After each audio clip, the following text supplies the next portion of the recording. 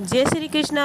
प्रिय श्रोताओं, आज की वीडियो में सुनेंगे जेठ माह के बड़े मंगलवार की सुंदर कथा, जो कि मंगलवार के व्रत में सुनी जाती है। और व्रत में कथा सुनने का अत्यंत ही महत्वपूर्ण फल मिलता है, जो कि कथा सुनने मात्र से ही पूर्ण रूप से फल मिलता है। भक्तों की सभी इच्छाएं मनोकामनाएं स्वतः रूप से पूर्ण हो जाती हैं। तो आइए शुरू करते हैं मंगलवार की व्रत की सुंदर कथा।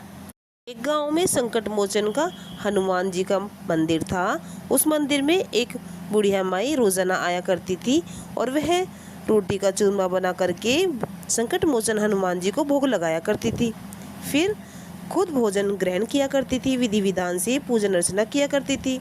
और साथ ही चाहे कुछ भी हो जाए, आंधी में ही आ जाए, परंतु उसने हनुमान जी को हर मंगलवार के दिन भोग लगाना नहीं छोड़ा, क्योंकि उसकी प्रतिष्ठा थी मंगलवार के दिन संकट मोचन को विधि विधान से भोग लगाया करती थी।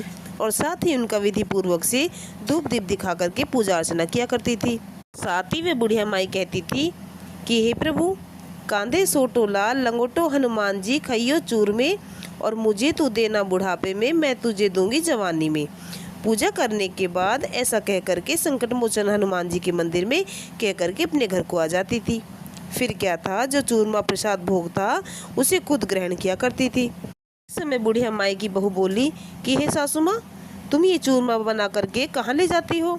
तभी सासू माँ बोली कि बहू, ये चूरमा मैं जो बनाती हूँ हनुमान जी के मंदिर में जेठ माह के मंगलवार के दिन जा कर के भोग लगाती हूँ। उनके लिए मैं ये प्रसाद बनाती हूँ, फिर मैं बाद में खुद ग्रहण करती हूँ। तुम भी ग्रहण करो। इस पर कहने लगी कि वहाँ पर बालाजी का मंदिर है, उसी में ही जाती हूँ। अगर तुम्हारी इच्छा हो तो तुम भी मेरे साथ चलो। फिर बहू बोली, मंदिर में तो नहीं जाऊँ मैं। सास कुछ भी नहीं बोली, फिर ना खाया और ना दूसरों को दिया, ऐसे ही प्रसाद रख दिया और जाकर अपने बिस्तर पर सो गई। सोते सोते 5 दिन हो गए। हनुमान जी सपने में आए। बोले, तूने तो जवानी में दिया था मुझे, मैं तुम्हें बुढ़ापे में दूँ। बुढ़िया माई बोली, आज तो तुम दे रहे हो, रोज कौन देगा? हनुमान जी बोले, मैं तो रोज तुम्हें दूंगा। बुढ़िया माई बोली, चूरमा तुम खा लो। फिर बहू के घर कुछ भी ना रहा, सब चीज में घाटा हो गया। बहू बोली, सास ने देखो 7 दिन हो गए हैं, मैंने तो खाने में भी उसको कुछ नहीं दिया है। जाके देखा तो खूब मोटी हो रही है। बहू बोली, सासू जी, तुम्हें खाने को मैंने कुछ नहीं दिया, तुम क्या खाती हो?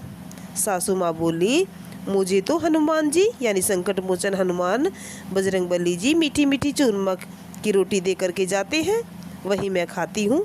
बहू बोली, सासू माँ ऐसे कैसे? मुझे तो पता भी नहीं चला, मैंने तो भगवान नहीं देखे।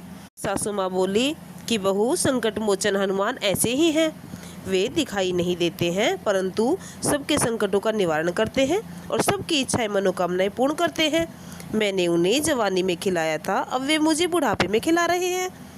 ऐसे ही कहते हुए बहू की समझ में आ गई। फिर बहू बोली कि हे सासू माँ, मैं आपके पैर पकड़ती हूँ, मुझसे जो भूल हुई है मुझे क्षमा कर दीजिए।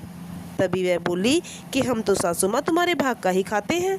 और कहने लगी कि हे माता, मेरे घर में तो कुछ भी नहीं रहा, अब तो खाने के लाले पड़ गए हैं, ना अन्न है ना धन है।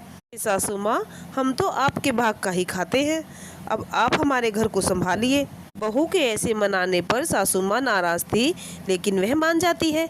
फिर पहले की तरह जेठ माह में बड़े मंगलवार के दिन चूरमा मीठी रोटी का बना करके हनुमान जी को भोग लगाती है। इस तरह से प्रभु की कृपा से बुढ़िया माता के घर में धन धान्य के भंडार भर गए और फिर तो उसके घर में किसी चीज़ की भी कमी नहीं रही। भगवान हनुमान जी की कृपा से बुढ़िया के घर में खूब धन की वर्षा होने लगी।